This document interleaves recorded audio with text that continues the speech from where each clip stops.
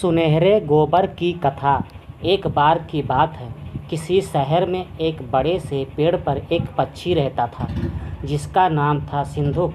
सबसे चौंकाने वाली बात यह थी कि उस पक्षी का मल सोने में बदल जाता था। यह बात किसी को भी पता नहीं थी।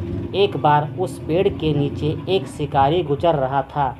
उस शिकारी उस पेड़ के नीचे आराम करने के लिए ठहरा तो आराम कर ही रहा था कि इतने में सिंधुक पक्षी ने उसके सामने मल त्याग दिया।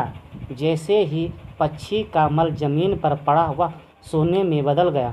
यह देखते ही शिकारी बहुत खुश हुआ और उसने उस पक्षी को पकड़ने के लिए जाल बिछाया। सिंधुक जाल में फंस गया और शिकारी उसे अपने घर ले आया।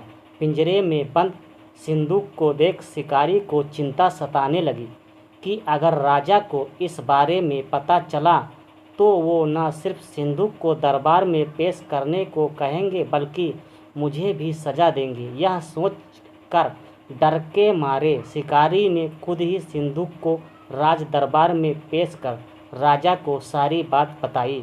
राजा ने आदेश दिया कि सिंधुक को सावधानी से रखा जाए और उसे अच्छे से खाना खिलाया जाए।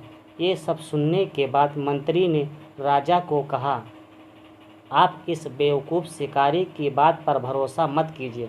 कभी ऐसा हुआ है क्या कि कोई पक्षी सोने का मल त्याग करे?